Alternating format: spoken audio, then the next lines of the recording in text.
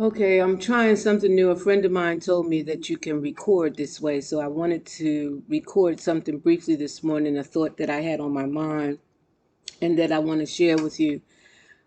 I talk often about living consciously, conscious living. I talk often about how when I had COVID, God reminded me that I just needed to breathe, to just breathe. And he reminded me of the scripture in Ezekiel 37, the book, the chapter, I should say. Anyway, so this morning I was moving about, doing all the things I do in the morning to prepare for my day. And the thought came to my mind that sometimes when you say to people, or when you say while you're speaking or workshops or whatever, you say, as my post said this morning, declare something today. You are what you declare if you believe it. And I thought that some people may not fully understand that, because we talk often about conscious living. You are what you eat, you are what you say, you are what you allow in your space, you are what you believe.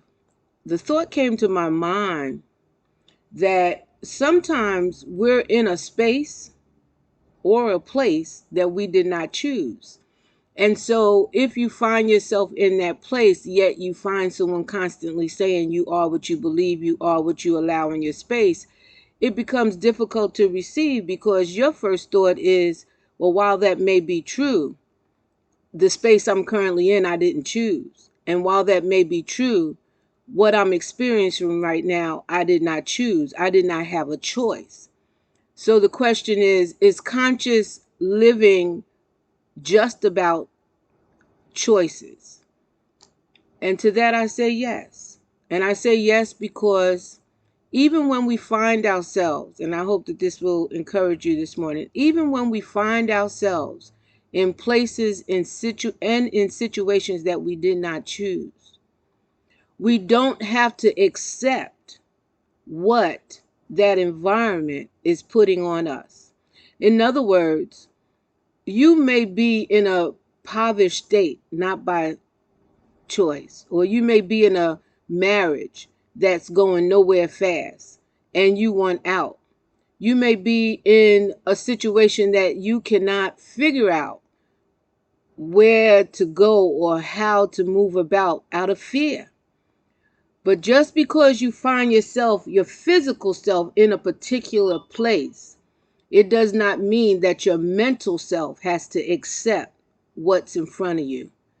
So conscious living is not just about where you physically find yourself. It's also about where you mentally find yourself. And I only wanted to share that because, again, for those of you who find yourselves in situations that have developed either based on some things that you allowed that you wish that you had not, because we've all been there, or even because of things that you didn't allow, but it came with the territory and you wasn't aware. There's various reasons why we find ourselves in unique situations that are not necessarily life-giving or conducive to life.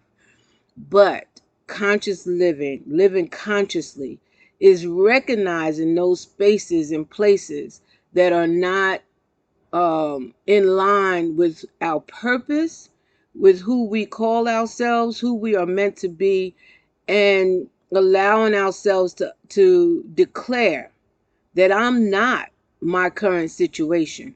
I'm not what you see on the outside.